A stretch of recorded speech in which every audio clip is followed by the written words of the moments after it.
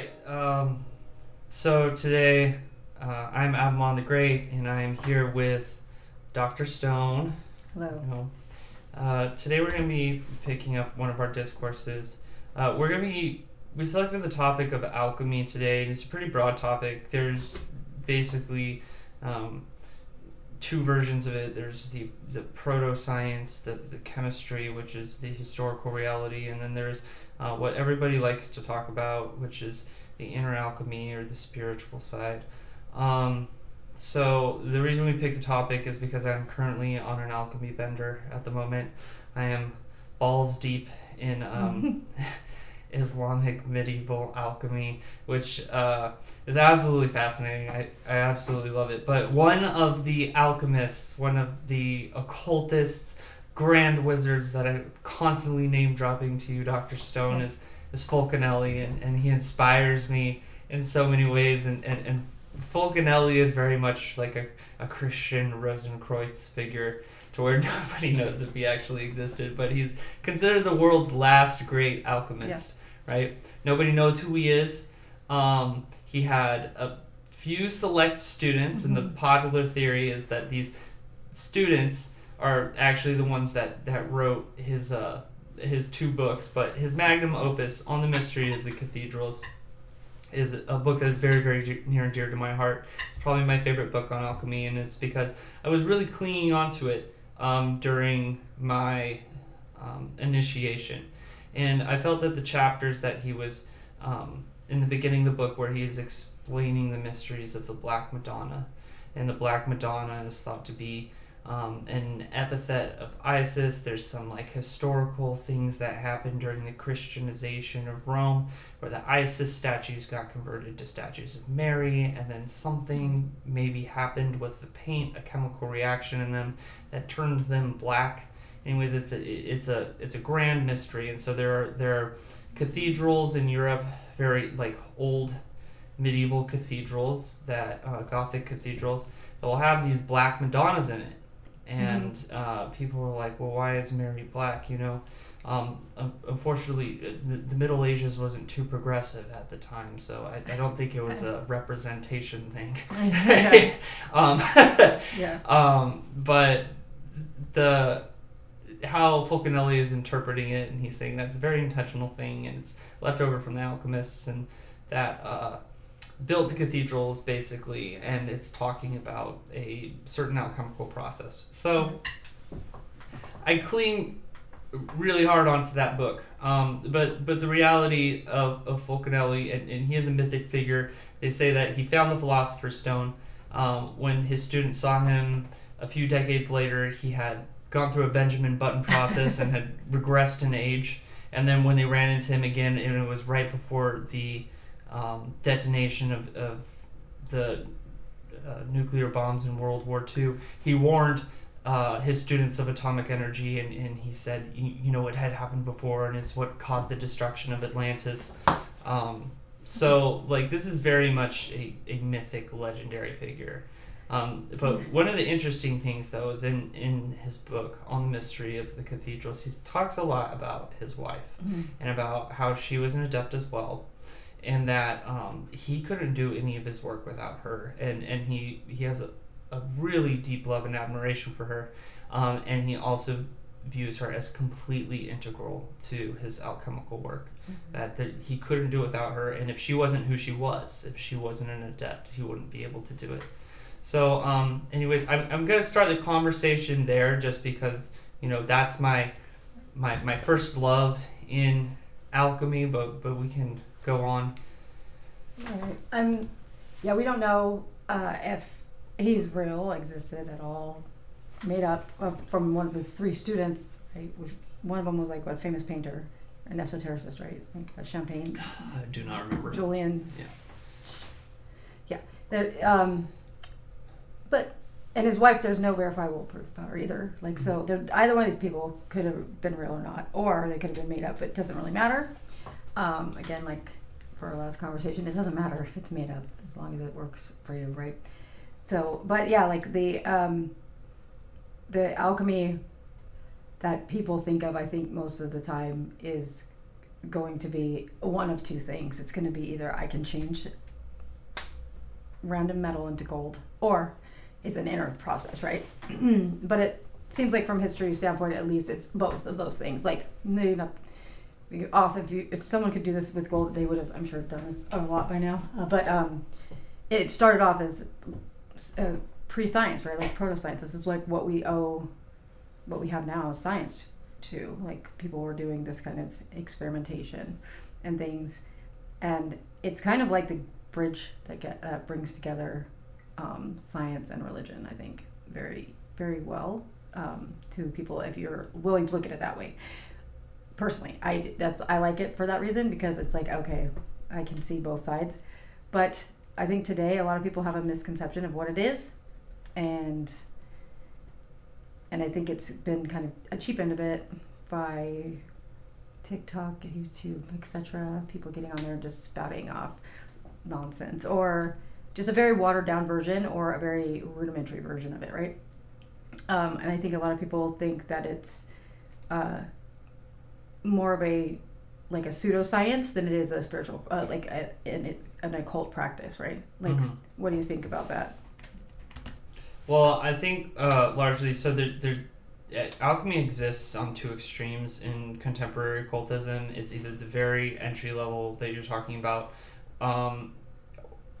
where, you know, the word gets thrown around, but like there's not much depth to it. There's not much technical, like, anything to it. It's just like, you know, I'm doing alchemy, like, is an inner thing. It's like, what do you mean, how you doing it, you know? Yeah. And then there's the other end where it's like alchemy is, you know, when you are really, really, really into the occult and you are at the extreme depths of it, that's when you're like really getting into the inner alchemy, the spiritual alchemy, that kind of thing. And I think the reason that I guess what we see with the entry level, the inner alchemy at the entry level, the pop psychology, that kind of stuff, that is the progenitor of that is Jung and pop psychology's fascination with Carl Jung, depth psychology, Jungian psychology, because with Jungian psychology, it leaves a little bit of room for you to be a modernist and treat science as science first. You don't have to make any suppositions about you know, the existence of God or divinity, if this is all a psychological process. And the general public views psychology as the same as a hard science, basically. Yeah. You know, which is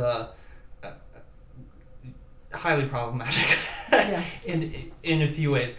However, Carl Jung himself, and this is no disrespect to him, I think, you know, he was probably a secret wizard. I'm pretty sure. You know, I think the more we learn about him, the more we realize that he was a man that was heavily into the occult, but he had to put on a public-facing persona that was divorced from it, right? To maintain any kind of semblance of credibility, absolutely. Because as we know, as I know, as a former research scientist, like if you talk about this stuff in those circles, you're not taken seriously at all. So it would discredit if he had. Yeah, he had to be undercover, but he was so on the surface too. Like, it's both.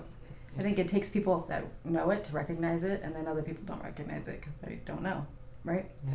Like, Carl Jung was pretty ahead of his time, but yeah, he had to maintain a level of like, I'm on the up and up. Like, I'm on the science level to be taken seriously. They wouldn't have published his books otherwise, guaranteed. Anyway.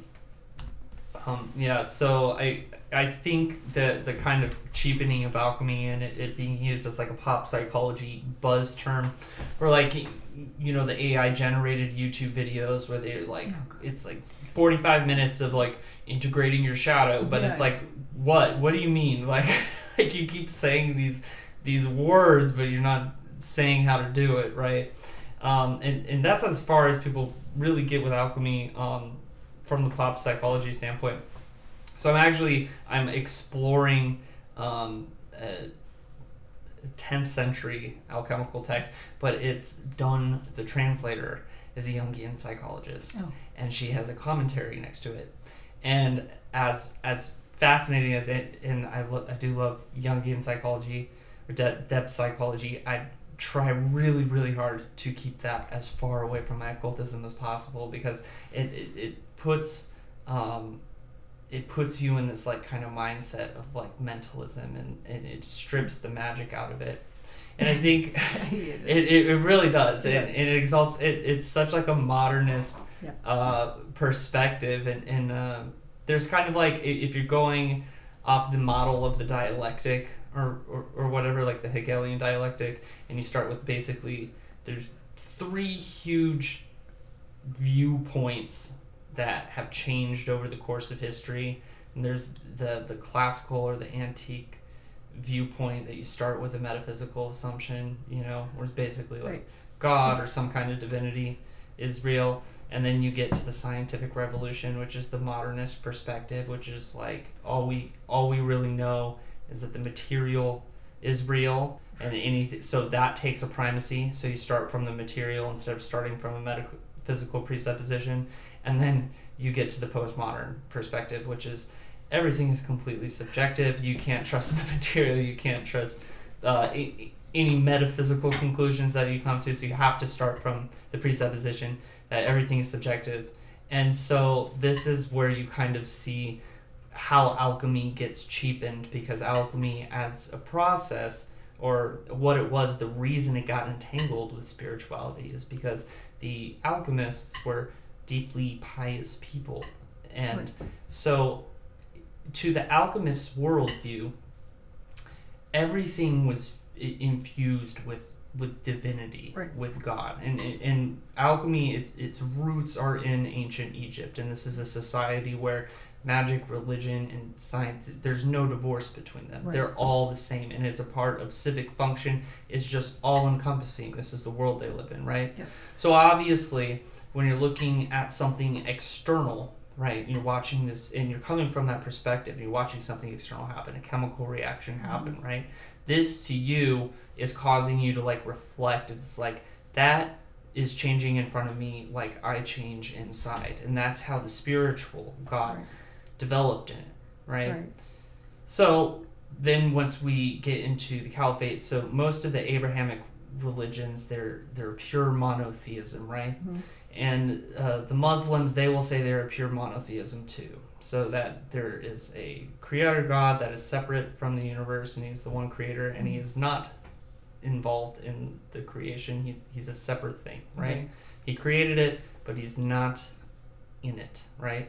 And the Muslims will claim that they have the same position, but during the caliphate, all these Sufi and Islamic writers, they are talking about the presence of God within the material. And it's because they're under the influence of Aristotle. Okay. Yes. I can imagine that, I'm not sure where they got it, but they would get it. But let's just use an example that I did the other day in my class, teaching science. Teaching science to my college class, and we're talking about chemical reactions. And they didn't care so much. I was losing them. So I was like, all right, showed them a video, right, of like sodium and interacting with water. What happens? It explodes. It's very deadly. You don't want it anywhere near you, right? And then chlorine gas. What happens? It kills you. It's bad for you. But when those two things come together, it creates table salt, something that's vital for our existence. We need salt. And my students were just like, whoa, what? They'd never seen that before. And I'm like, yeah, imagine back then when for some reason you're mixing these things together, and from two things that are caustic and highly volatile and unstable, right? They create the thing that's essential to life. That definitely would seem some kind of divine something. You know what I mean? I feel like. Yeah, so I think that, yes, it's that divinity that's present in that transformation. And so this is why alchemy, like, it was a physical thing, and in its roots. They were doing chemistry and metallurgy, right? But their art, what they were doing was proof of, a spiritual reality of divinity to them. And they were using those symbols of what they were finding in their art in order to reflect back into themselves. And this is why alchemy is considered a hermetic art, because is that reflection of as above, so below, right? Right. As within, so without. So what's happening out there is also happening within me. I am intrinsically linked to this, right? Yes, and this is where Jung gets his idea of man as symbols too, right? So, he wrote a whole book about it, and it's a read, it's not my favorite, but it is talking, like the symbolic meaning behind these things, which is what I think a lot of people get stuck on, those things, in entry-level alchemy. It's like we're looking at these, symbols and the correspondences to the inner self, right? And then the people just focus on that. I can tell you that for sure that people that think about alchemy now, like the people I know, specifically I'm thinking of a handful of people right now, they laugh at the idea that it has anything to do other than with an internal process, right? Like that it's not a real thing. It's not some, you can actually turn something into, from nothing, from something not valuable into valuable, right? Like physically, but it's an internal psychological process instead. But it was a physical thing in the beginning. So it went from that to this kind of metaphorical, right? Thing. And now I think when you get back into it, after you've kind of already been through the entry level, you're going to go backwards to the beginnings again, and start seeing what you can pull out of that, right? That's what you're doing now. You need a lab. Yeah, I need a lab. I actually have no motivation in recreating physical alchemy. I don't think I have the patience for it. That's one of my weaknesses. I can't follow a recipe. I'm very much a freestyler. I'm a free-spirited man. But I am returning to alchemy, and I always find myself returning to alchemy because it is a kind of way to make sense of the things that we go through as occultists. And I think one of the dangers, though, that we run into is the popular perspective, like as you were saying, you get laughed at for thinking that it's anything other than inner alchemy, right? One of the dangers of exploring alchemy from this lens, from this postmodern lens, that everything is subjective and it is dependent on my inner self and how I perceive everything, is that you're going to strip the magic away from it, right? And at that point, it's like, are you doing alchemy? Or are you just doing psychology on yourself, right? And so stripping the magic away from your magical practices, I have to lay a serious doubt into if you're actually practicing magic at that point, right? Okay, right. So granted, but let's say, let's put it in this. Well, let me reword it and say, in the beginnings, you go thinking it's this inner transformation thing, okay? And if you're curious, I guess, you look into it, where it actually came from, and you find out that it was actually like a precursor to chemistry, right? It was actual practice of science before science was a thing. And then when you go back to it, though, it is no longer about gold. It's about immortality, right? Like, it's not about turning something into gold. It's about turning yourself into like an infinite being. That's the goal, right? Like, that's the grand work or the great work. Yes. So you could, okay. Perhaps, yeah. I'm. Most people will say yes. That is it. I'm not going to make any hardline statements on that, but it's pretty close. Basically, like when you're looking at the medieval sources, they're definitely talking about immortality, 100%. And the secret of alchemy that everybody is chasing after is supposedly in alchemical tradition, it is hidden within the funerary rites of the Egyptian priests. So this all ties into the story of Osiris and the story of the resurrection and this story of becoming a god, being a man and becoming a god, right? Right. And so when you look at, let's fast forward to the last great alchemist, when he achieved the Philosopher's Stone, what happens to him? He reverses in age and he becomes immortal and he goes into retreat. It's interesting to point out, though, there's a few different instances of people doing these, mystics performing these intense spiritual practices, and they might not have been performing alchemy, but something very interesting happens to them. So Christian Rosenkreuz, I'd like to point him out first, because he definitely was under the influence of hermetics, and in legend, the legendary person, the legend of Christian Rosenkreuz goes that his body is perfectly preserved in a tomb, and completely is preserved, right? Yes. That same legend goes over to Teresa of Avila, that great Christian mystic who, she was not performing alchemy, or was she, right? She wasn't using the language of the alchemist, she wasn't using the methods the alchemist did, but she was doing something spiritual within herself that caused her to levitate and that preserved her body perfectly, right?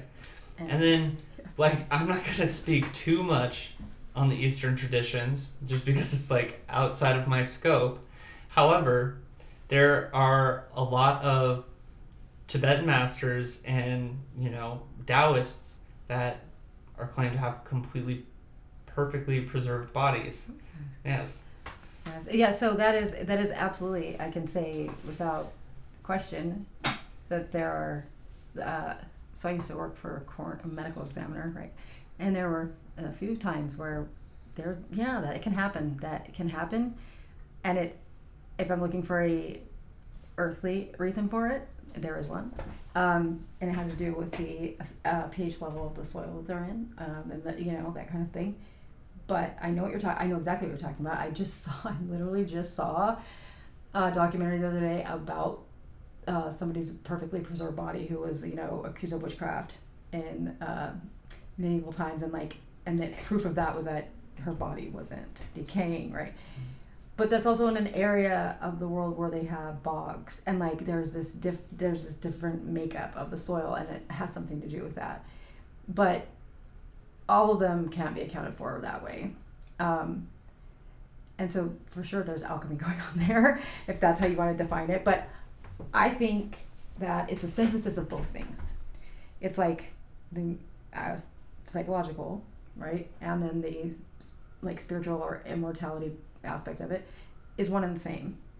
Because you can't reach this one, the immortality thing, without doing the psychological work to get to the point where you understand that you already are that.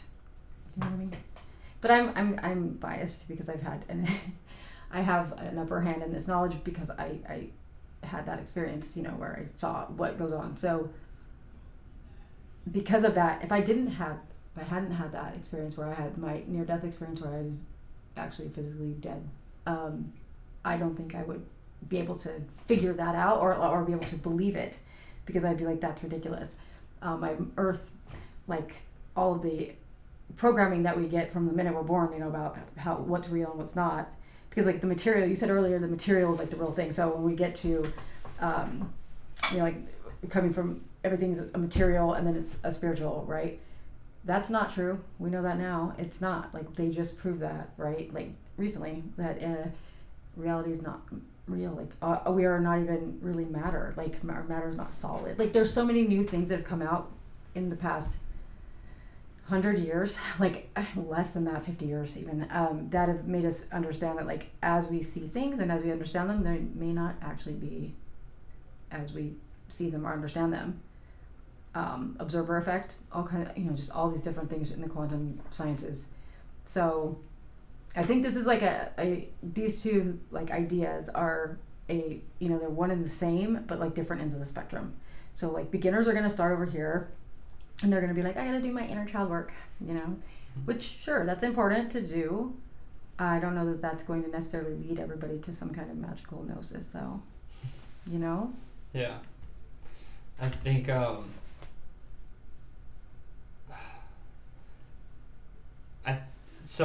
going to point to the Theosophists and the the 19th century guys, and a lot of what they introduced to the occulted format.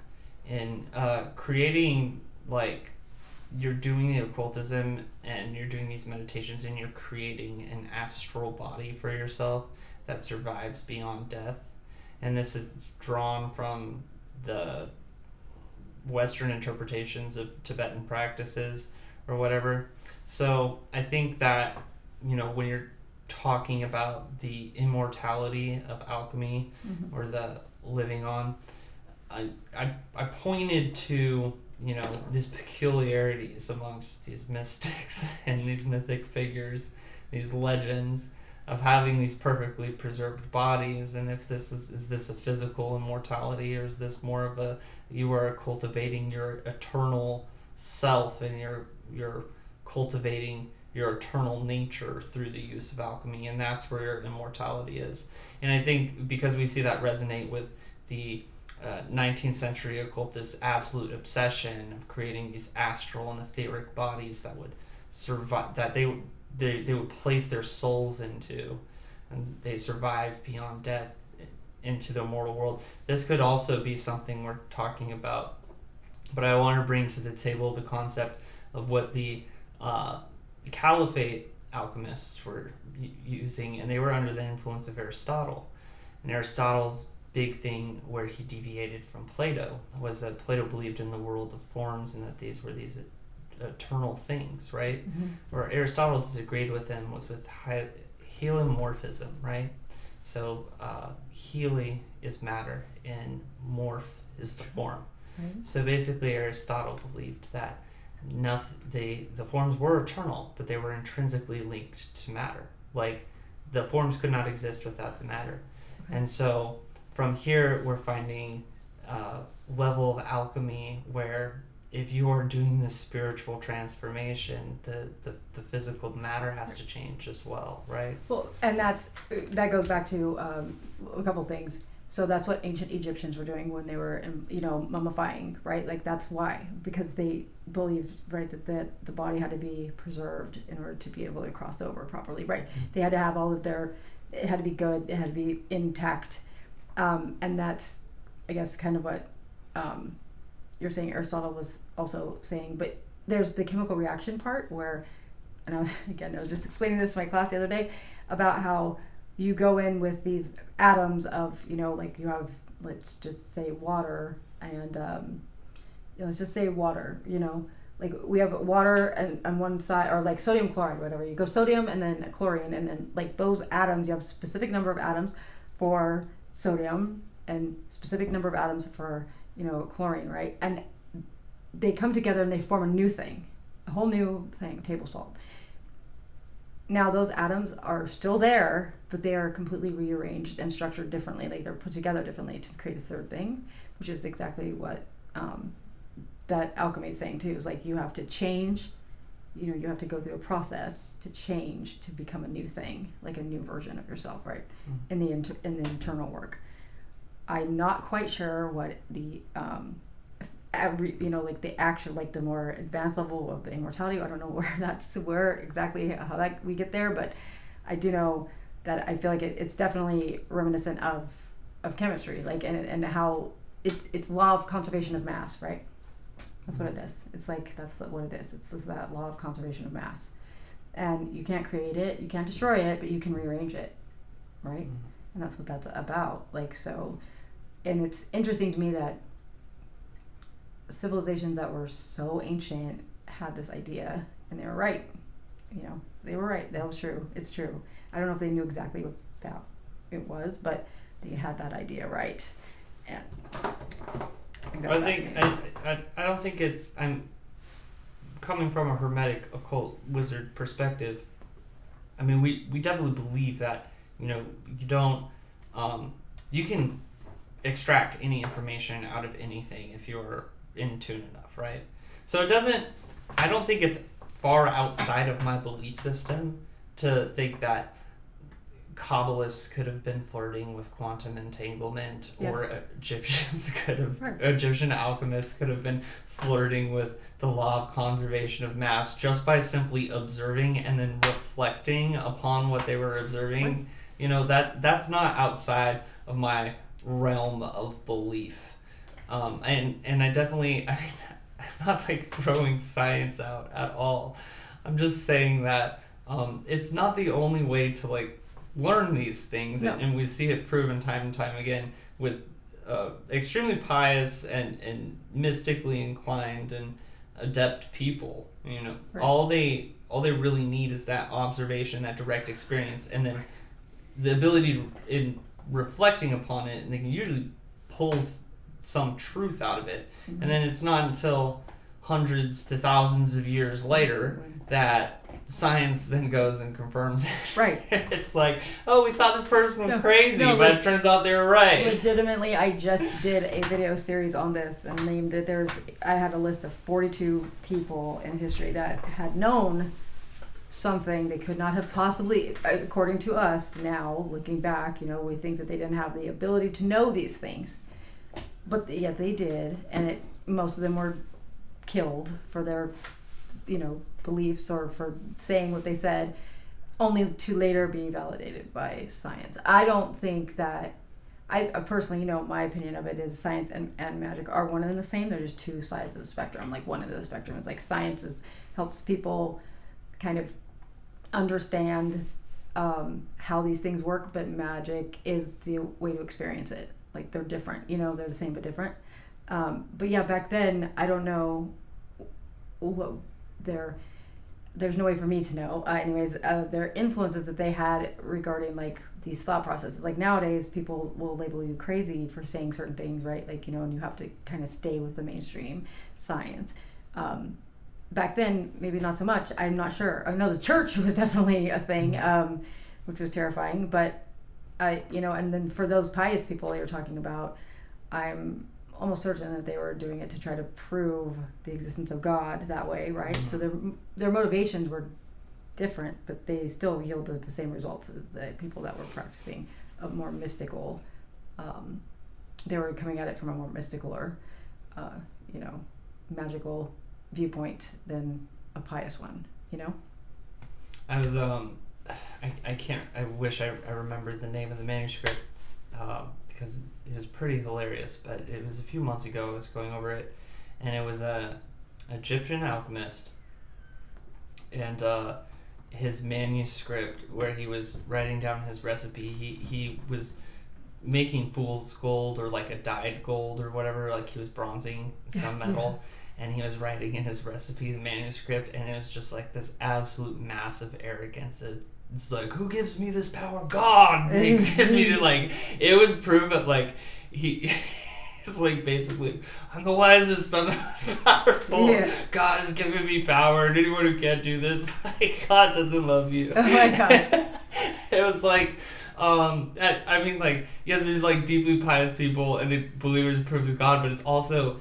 What they're witnessing is incredible to them. Like, yeah. They have no way to explain it, right? And so this is an act of magic in itself, something that we reflect on as, this is just like a simple chemical reaction that's dyeing this metal, it's changing its color or whatever. Right. But that's exactly what I mean. Is like back then, before they had the technology to actually see what was happening on that scale, there's people, throughout, history, it's amazing to me how many people knew things, like, about what could be considered alchemy or science now or chemistry now that were absolutely right.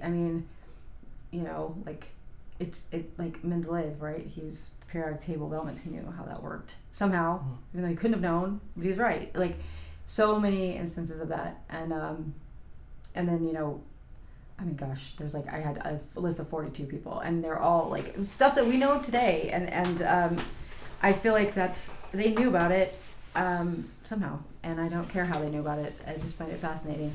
But I think alchemy now is more like this idea for the mainstream that you're gonna do, because you're right. Like, I'm thinking about right now, I have a friend that is always talking about alchemy, right?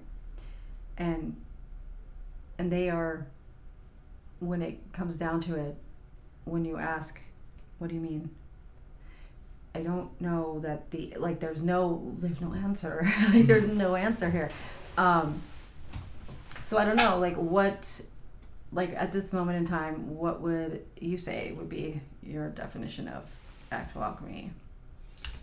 Well, I'm obviously not immortal, so I haven't finished the magnum opus, Sure but not. I can talk a lot about Negrito and putrefaction. Those are, I think, the most relevant processes in my life, and it's what's really turned the page on my idea of, what pain and suffering is. Right. Um, Do you want to share that? Perhaps. Maybe at a later date. Okay. Yeah. I just there's a huge cosmology that goes into justifying suffering.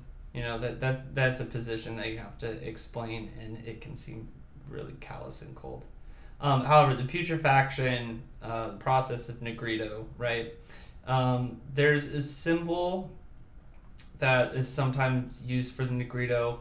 It's an old medieval symbol. It's a flask that's filled with a black liquid, and it is two people having sex, right? Mm-hmm. So if you're talking about like two naked people having sex, and that's the two people having sex, that is a symbol of basically your outer self, your body, and your inner self, your spirit, your soul, right? Okay. So if you're a woman, your soul is the man, and if you're a man, your soul is the Mm-hmm. woman, and they're making love Mm-hmm. within this black flask, right?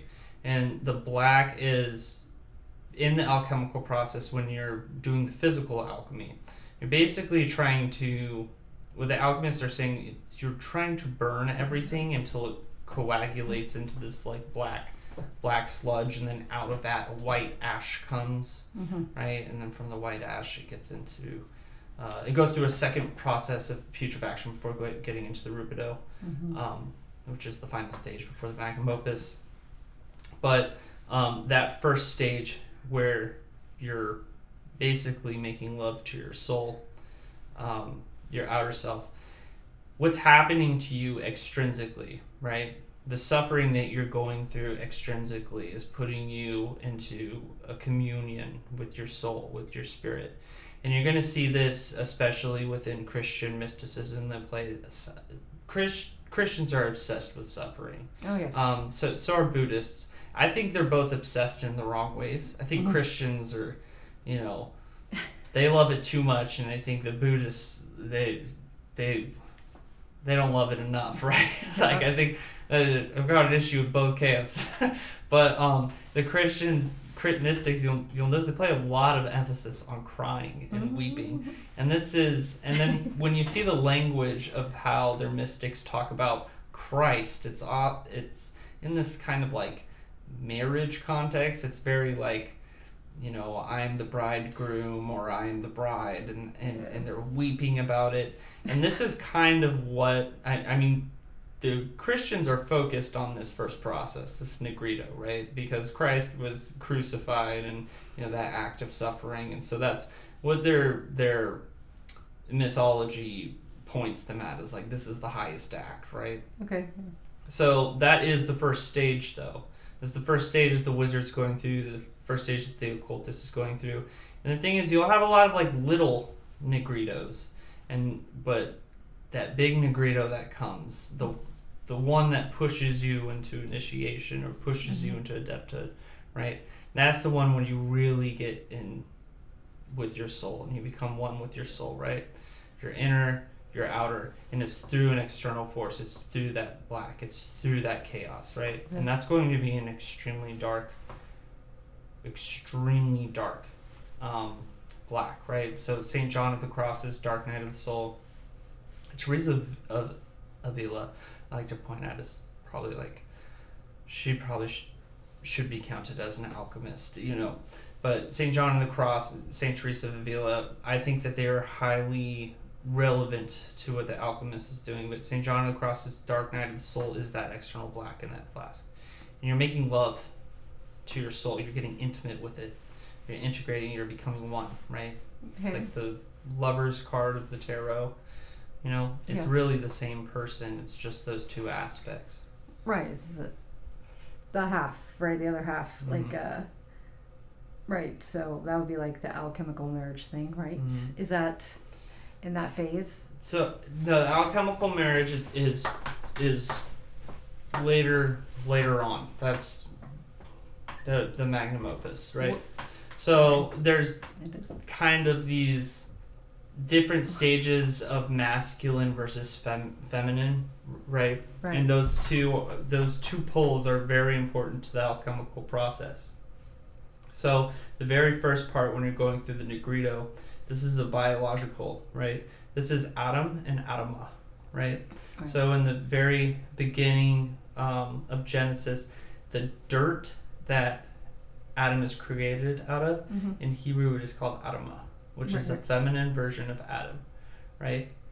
So this is talking about Eliphas Levi's solvet coagula, right? So solve, this is Adam, Adama. This is earth, right? Coagulate. So that's the feminine aspect of Adam, right? The man made in God's image. So there's this kind of fractal layer that's happening here. So if Adam is going to be, if you're talking about the dual aspect between God and the human soul is the feminine and God is the masculine, right? But then if you go and you place the man in that same position in the masculine, if you place Adam in the masculine position, then the earth, the earth that he is made from, that is the feminine, right?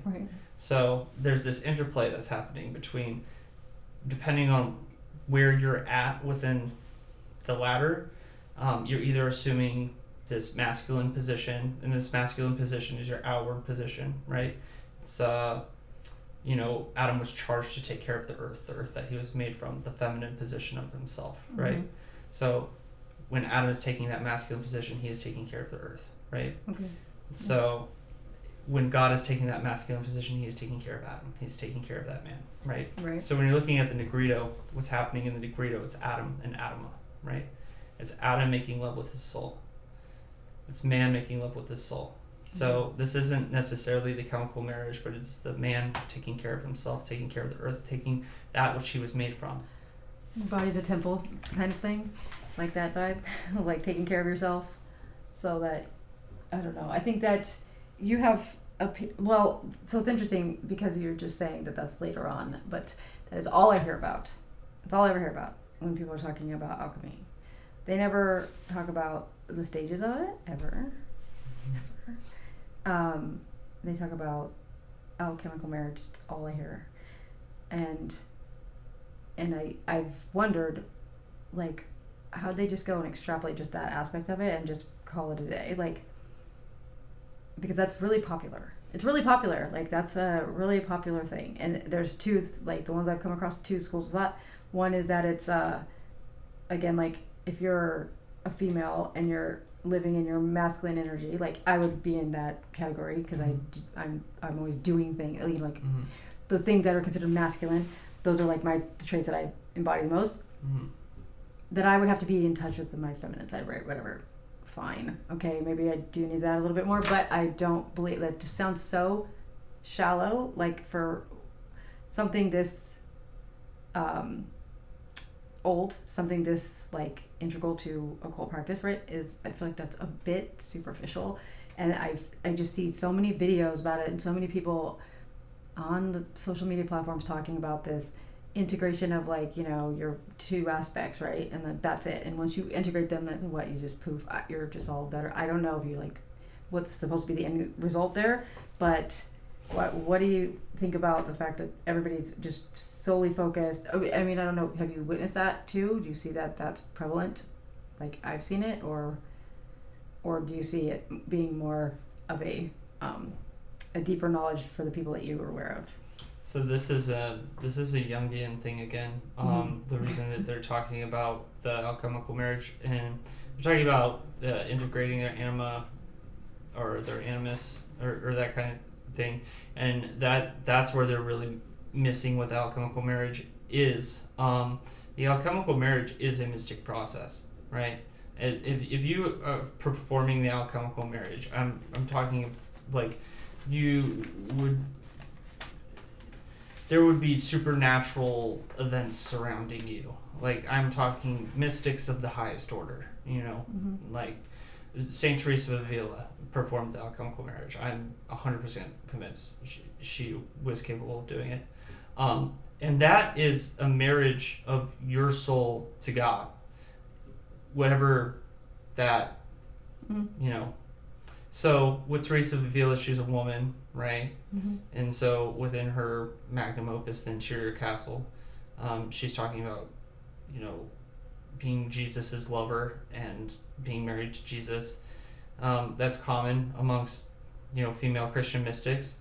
But then you'll see with the Muslim mystics, there are two paths that they take. They either make their souls feminine, or they exalt Allah as female, so that they can perform it. The Kabbalists, they have a little loophole that they found, as our Jewish brothers like to do. So that is the dual nature of God through the Shekinah. Right. So the God is both male and female, and so the Kabbalists are able to do it without having to, be one way or the other when it comes to the polarity of their soul in the male or female aspect, right? What people are talking about when they're talking about performing the alchemical marriage, they're just using alchemical symbolism to talk about Jungian integration, right? So that's not the actual process, and that's what I'm talking about, where it's stripping the magic from alchemy. And people do it out of a position because they've been born into a culture where their foundational worldview is either everything has a material explanation, or everything is based off of my subjective personal experience. And that's something that people do not realize that they're under the influence of, right? That's pervasive in our society, because it starts within our intellectual culture and it trickles down into just the all-consuming zeitgeist of a society. And so people will not take the jump and the risk to say, I'm marrying my soul to God, or that is what we're talking about when we're talking about the alchemical marriage. They won't take that risk. They'll talk about it as a psychological process, or they will do a psychological process and they will confuse it for what the alchemists are talking about, right? So. Yeah, I mean, that's interesting. That's interesting to think about, the idea that people are not aware that they're under that influence. That's been like the entire crux of my entire life for decades, is that I'm very aware that I'm under that programming, yet my experiences tell me otherwise, that there's stuff that's not explainable by the material at all. I know that to be true. I'm lucky, I guess, in that sense, or not, maybe. But I don't know. So then you're saying that it's not. So because I feel like that it is just a psychological thing, and it is back to like Jungian psychology, or even now there's some newer people that have come out and like kind of adopted that too, so there's a lot of these other doctors out there right now that are kind of shelling the same kind of stuff, maybe calling it something different. But so that's not true alchemy, right? It depends. So psychological processes are a really important part of the occult, and should be something that we should be, as occultists, we should be using on ourselves. Depth psychology, Jungian psychology is highly relevant to our practice. It's probably something we should all know how to do. However, we should not be stripping the magic out of our actual traditions, right? Alchemy is not a mundane psychological process. Now, the Jungian psychologists, they're going to pick it apart and they're going to analyze it like they analyze dreams, like they analyze symbols, right? That is their prerogative. That is what they do. They are going to strip the magic out of it. They are looking at the magical tradition, and it is their prerogative to be like, how can I psychoanalyze this like Jung, right? That's not the prerogative of the occultist. So, why would you be doing that? And that shouldn't be the prerogative of, the mundane. Like why would you be stripping the magic out of a magical tradition? Why would you be stripping the religious out of the religion? Like what is the point of that? To be right. I'm not sure. I don't know what the point of that is. I think that it's, people get stuck there for sure. But like, so at the end of the day, what is it? What is it? Then what are you going to achieve? So the rumor is that you get what? You become a hermaphrodite? That's the rumor? Well, that's what Fulcanelli achieved. So, according to his disciples, right? Yeah. So I think that this is where I'm going to get a little off the rails, a little crazy right here. So, do it. I think that the mystic outlook on what's going on with alchemy or the alchemical marriage, before the magnum opus is eternity, but it's union with God. It's marrying yourself to God. It's becoming one with God, right? That's the mystic answer, right? If we were talking about the occulted Egyptian answer, that is the myth of Osiris, right? Right. So that is the resurrection and becoming a god. Of a mortal man. Of becoming immortal. No, but a mortal man. A mortal man that becoming becomes, a god. Right. And then if you're going to look, and this is one of my favorite things, the ceremonial, like 19th century, the occultism, that part of it, it is a ritual or a ceremony in which two adepts that are both male and female, and this would be the tantric answer too, like Shakti and Shiva, they assume god forms, and then the gods have sex with each other within the two initiates, the two adepts, right? Okay. Have sex with each other. They're possessed by these gods. They have sex with each other, and then through that, they are conjoined or made immortal or given the Philosopher's Stone. So Dion Fortune also wrote about that. Yeah. So there's three really occulted outlooks. Yes. Pick one of them. Don't limit yourself to this is just all psychology, because it is. But it isn't. Don't magic out of it. They can both be true, right? Yeah. Well, if you look at it, like that's what alchemy is all about, right? It's about both being true. It's not one or the other, right? It's about the external and the internal happening at the same time. That they're intrinsically linked. Right. That's what makes alchemy alchemy. Right. It's not that it's just one internal process, not that it's just one external process. And you see this reflected in the story of alchemy separating into two different alchemies, inner alchemy and physical alchemy, right? Material alchemy, yes. Yeah, I mean, and the whole point of alchemy is to marry the two. Yes, right. The because two are poles. It's reflected in the story. It's right there. So this is to my point, like that. 100%. So this is exactly what I already know to be true. So I already know, without a shadow of a doubt, and I don't care if anyone disagrees with me or not. I already know that I am not separate from God at all. Like, I died and I fucking experienced it. So minus that, I would have a hard time. I do not have any hard time with this anymore. Like, I'm very aware. And I often, like, say, like, God, I'm so fucking... God's like, has a fucking sick sense of humor, seriously, because it's just like, it's experiencing itself through us. And so we are part of it, but we are taught from birth that we're not. Religion tells us we're not, in order to be religious, like, or to, talk to God, you have to go through an intermediary, right?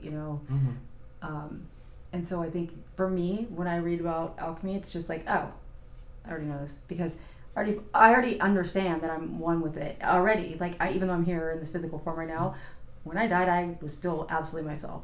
Like, 100%. I'm still there. I just didn't have this body. And it was very obvious. And, like, I'm blessed with that knowledge. Like, I get it. But it is two things, and everybody's trying to come back together to those things, like, to put them back together. Like, they're separate, because we're taught they're separate this whole time. They're not separate. And in order to get to the understanding of that, to the actual knowing it and not just wanting to believe it, is something that I don't know how somebody can do that, honestly, without dying. I don't know. So this is the transformation. This is the heat on the burner, right? This is the fire, and it has to be an external thing. This is the two people in the flask. Yeah. So this is where you don't sell yourself short with inner alchemy. This is where you don't just perform depth psychology. Something has to happen out here that unifies you, right? That puts you under that pressure. Yeah. It coagulates you and creates the stone. Right. I mean, literally, because if I hadn't had that experience, I could do all of the inner work I wanted and I could believe it. I could believe it was true. But the difference between belief and knowledge and knowing is quite big. Like, the difference. It really is. And it is. Like, because even if you believe it, you're always still going to have this little shadow of a doubt. I do not carry that with me at all. So when I'm like listening to people say these things like about, like this alchemical marriage, which is not even the right version of it, at all. And just talking about this stuff, I'm like, you're still not gonna, I wish that I could like share it so people know like that. I would love to be able to, oh my God, so much. Just be able to like touch my hand on somebody and be like, like it transfers. It doesn't work that way, unfortunately. Maybe it does. I don't know. Actually, I haven't tried, but maybe I'll try that. See, but I think that it's really important. That would be super cool if you could do that. That would be a real initiation. That would be a transmission, right? Right. You just touch them and you just like, here's my gnosis. Yeah, but I got to figure out a way to do that. Well, how about maybe start with trying it, because I have not tried that. I definitely think that it would have to be one of those very discerning like kind of practices, right? Like where it's not everybody, because that would mess up some people big time. Because but that's like the thing that I walked away with from that experience was, holy shit, okay, I got it, like that. I got it. And it is one thing, but it's this illusion of separateness that we are all under the kind of influence of by our life that we live, because everything's separate. I mean, even now, especially, I find it funny that it seems like the occult practices are really getting a lot more popular lately, like I don't know, for the last few years, in comparison to the previous 30 something, like 40 years of my life, just since forever until like COVID, basically. Like it was pretty under the rug, right? Like it was everyone kept it kind of hush hush. Now everyone's talking about it. And then at the same time, what's going on is that there's this huge war between men and women, right? Like guys hate girls, girls hate guys, everybody's talking shit on everybody. There's all these pages about like, don't date this guy, don't date this girl, like, all this stuff like out there, like kind of keeping us more separated. And the idea that, it's supposed to be like, hey, we're all like the same fucking thing, and like it doesn't work when we're all at war with each other. But at the same time, if we're not at war with each other, then we're working together, and when we work together, then the powers that be aren't in control anymore. So it's in their best interest to keep us all at odds and keep us separate. I heard I can't remember where I read it. I read something cool the other day that it was that the purpose of war is for the belligerent to intimately know each other. Yeah. I mean, there's so much to be said for that. Like if you take away the divinity of somebody, right, by saying that these voices you hear from God are demons, if you take away the divinity from somebody by saying you can't talk to God, that's not possible, that's the devil you're speaking to, and only a priest can do this or whatever, then you now control those people. Whereas before, they were in control of themselves, right? And you can't really get what you want. If you're trying to get power over people, you can't do that if people are self-aware of the fact that they are an aspect of the divine. So it's all designed around keeping us in the dark about that, I believe. And a lot of people are still going to stay in the dark about it. Even the people that are practicing the occult, even people that are interested in it, will never probably be able to read all of the things and practice all the things and have some synthesis of like, oh, that's what this all means. You know? Just like Christians won't either. They're the most scared people when it's time to die. Really? Oh yeah. Fuck yeah. Maybe. Oh yeah. They are. They're terrified. Atheists too. Atheists. Yeah. My uncle was a huge atheist, and like at the end there, when they found him, like he had Bibles everywhere on the floor, like all everywhere, and I was like, okay, yeah, but people that know aren't scared, because like it's all good, right? But that's a level of like comfort and knowledge that I don't think many people get. So trying to get it through this process, I can see why it's attractive, you know, definitely. Yeah, I think that that's the because they use the word faith a lot, and that word freaks other occultists out when I use it, because it's so heavily loaded, you know, and people are like, what are you talking about? It's like, no, I got faith, dude. Like, what are you talking? But I think that's that faith that when you go through that, you know, the big initiation, that's the faith that it grants you. It's that unshakable faith that, you know, this doesn't end, nothing ends. Mm-mm. You know. Well, our own science tells us that. I mean, come on, what is it? You know, energy can't be created or destroyed. We are what? What are we made out of? Like energy. So recently, a study just came out about, you know, atoms, like the makeup of atoms, which we all know, you know, subatomic particles and such. And those components are broken down into smaller components, etc. And when they get down to the smaller components, like smaller than protons, neutrons, electrons, down to quarks, and I can't remember the other one's called. Those are pure energy. That's what they are. They're just pure energy that then coalesce and combine and make subatomic particles, which then come together and make cells, right? Or atoms, and then those atoms come together to make cells, and then boom, life emerges. And now but it's energy. So if energy can't be created or destroyed, and we're made of energy, then you can reason that we don't end, right? That's pretty evident in the science of itself, just based off pure science. The argument is there completely, and it's, you know, it's how can you argue against that? But people find ways, and then religion will say it's something different than that, right? And the bride of Jesus thing is just so fucking creepy to me. I'm sorry, I have to say that. Like, I think you've got Christian trauma. Oh, I do. I don't think it's creepy. I mean, if you read Muslim poetry, that's incredibly homoerotic. The way that you're talking about Allah, it would bring tears to your eyes. Yeah. In more ways than one. You'd be cringing, and you're like, it's the most beautiful thing I've ever read. But it's also kind of gross. Yeah. What do you want to do with God? But that's what I'm saying is that what people want to do is just do it with their fucking selves, because like, yeah, you can go ahead and have all the sex with God you want. It's because it's you. Yeah. Like, this is not like, this is the thing that I find is silly. That's the one. The sex with God. Mm-hmm. That's one of the takes. Right. That pisses people off. Okay, but it just even people that don't believe in God. Oh, I know. You have no way to get someone upset than I don't that. fucking say it. It's just I said it once. And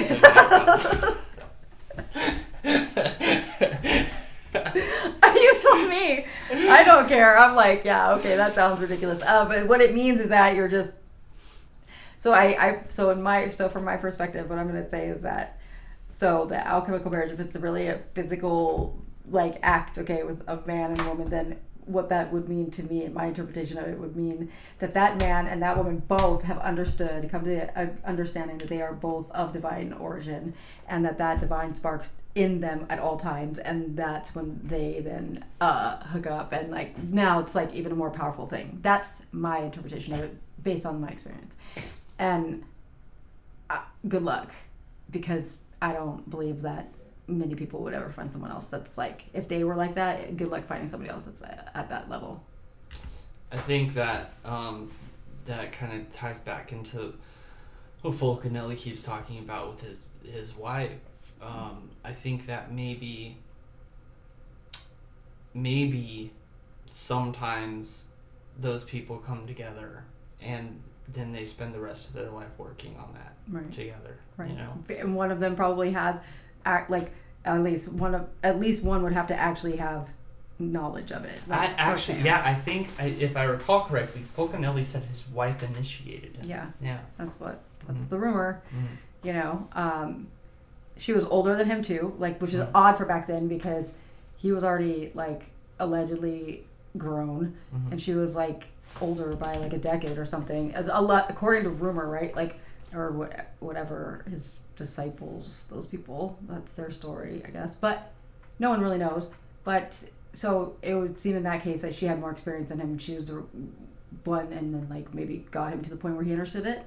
Maybe she transmitted it through her hand. I don't know, you know. But maybe that's possible. I don't know. But I think that the likeliness of that happening is probably very rare, and so therefore I don't think a lot of people will be able to do it. I just don't.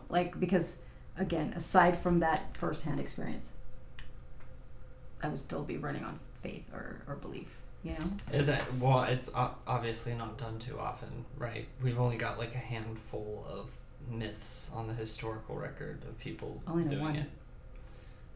Not just one. The only one I'm really aware of is the Fulcanelli one. I don't know who else. Okay. I'm aware somebody said that they did it, okay? But I don't believe that person, okay? So, I don't believe it. Yeah. Yeah, I think Fulcanelli is the big one. When you talk about people getting the Philosopher's Stone, there's more of them. Yeah, I guess the man and his wife thing. Oh, Zosimus and Theobanes, I think. Oh yeah. The original alchemist, or not the original alchemist, but the first alchemist on the historical record. Right. Him and his wife. Yeah. Okay. Yeah. Stan corrected this. I forgot that, but there's not that much. First alchemist on a historical record with extant writings. So it's 3rd century. About the same time as the Greek magical papyri. But alchemy had been going on long before that. Yeah. Right. There's I think the first alchemist of mythic legend is Ostanes. And Ostanes is Persian. So, and then I'm completely ignoring China on this. Completely ignoring China. Yeah. I don't really even know what, I can't think of anybody else. Yeah. Can you? I really can't. I don't have any historical data to point to on that. So we've identified 2 couples so far that have been able to do it. In how long? In how many years?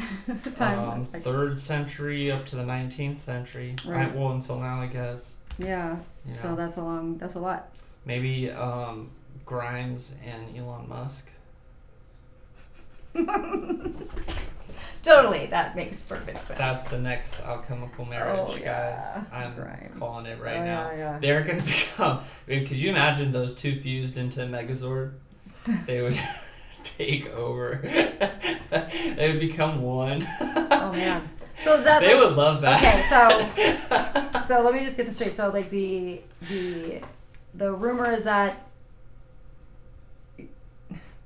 you're not so you're not an individual. You're no longer individual. You're now a monster that fused together, as in legitimately one. Now you're in one form. We talked about that sounds terrible to me. We talked about the Zeus myth, right? About when Zeus made man. Yeah. We've talked about it before, but basically when Zeus made man. Man. Oh, the twin flame thing. Yeah. They have 4 arms, 4 legs, and he was afraid of what he created was too powerful, so he split it into man and woman. Yeah, absolutely. I forget that's Zeus. So maybe that's what happens. You know, you become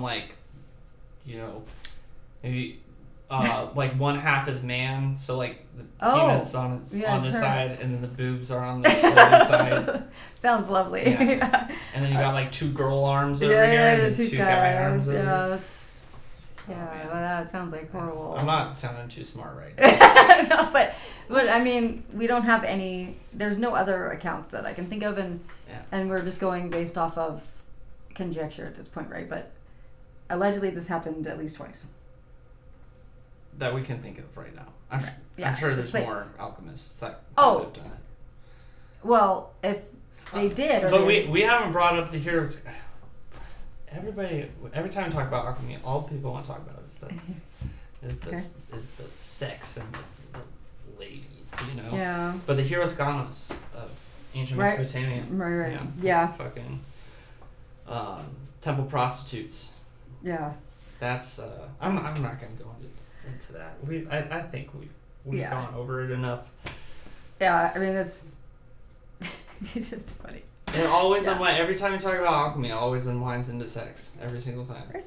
Well, Sex- you know, sex because magic. sex is alchemy too, though. But- Because like just think about the act of like of fucking children being made, right? Like that's a crazy process. Like when It is you a look crazy at it, process, it's fucking right? creepy as hell. And like It's creepy. it is, and it involves chemical reactions and all kinds of different things, and divine timing, if you will, like because it has to be at the right moment, right? Whatever. There's so many things that go into that are just absolutely crazy, and that preparation for that starts in utero. Like in utero is when all of those things that allow you to have kids are being created. Like so, it's coming before you're even born. Like, and it's crazy to me and so that is some level of alchemy there, and then so I can see how that is, but I think that people get off track with the gratuitous sex shit. Is what that's where it goes most often. I think we'll